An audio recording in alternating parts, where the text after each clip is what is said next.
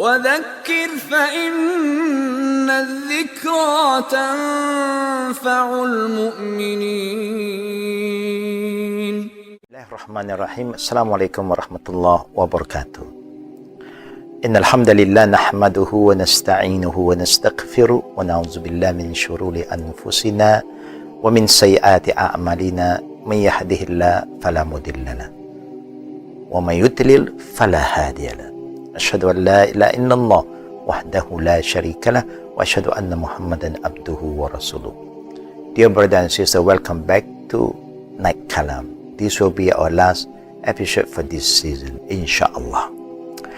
Now, coming back to the topic of divorce again.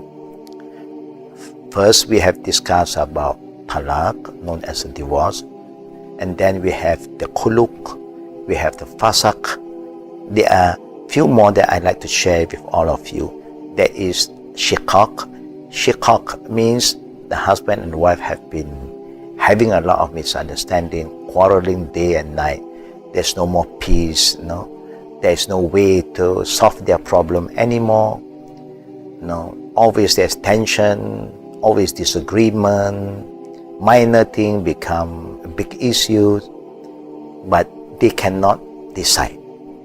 They just don't know what is the best for them. Sometimes they are very confused, being a young couple sometimes. So now they refer this matter to their parents. They will let the parent make a decision for them.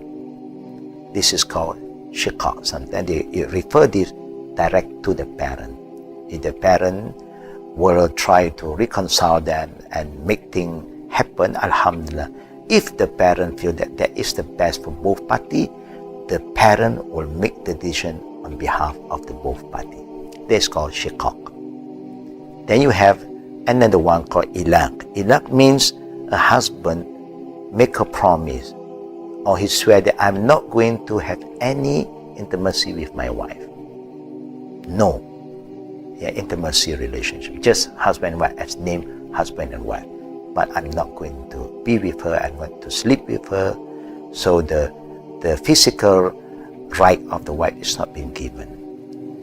Now he swear that I'm not going to have any intimacy with you. The thing that you are allowed to do this, not more than 4 months. If after 4 months the wife make a report, then the judge will have to call the husband.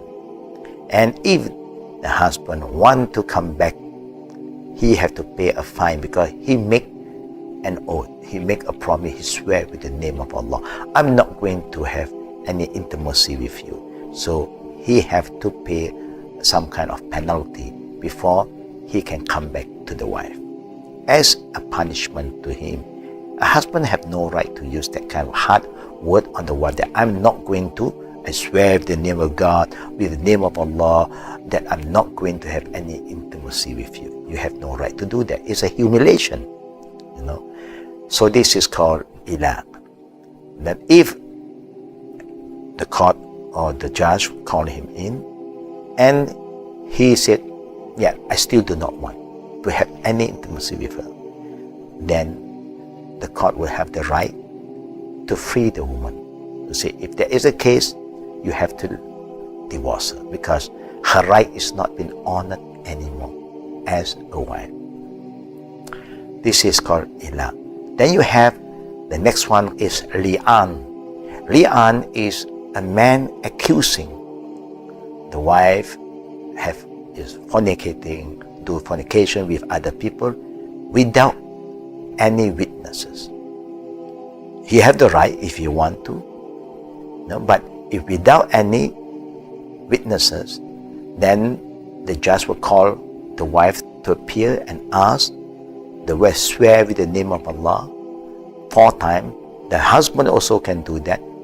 I swear with the name of Allah, she have done this, so 1, 2, 3, 4 times. And the last time he said, if I lie, may the curse of Allah be upon me and my family.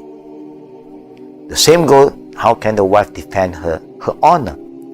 The wife will have to defend her honor by coming up with witnesses if they have. But when there's no witnesses, she can also if someone to use the same approach, swear with the name of Allah 4 times, that she did not commit that kind of sin, it is a fitna from the husband.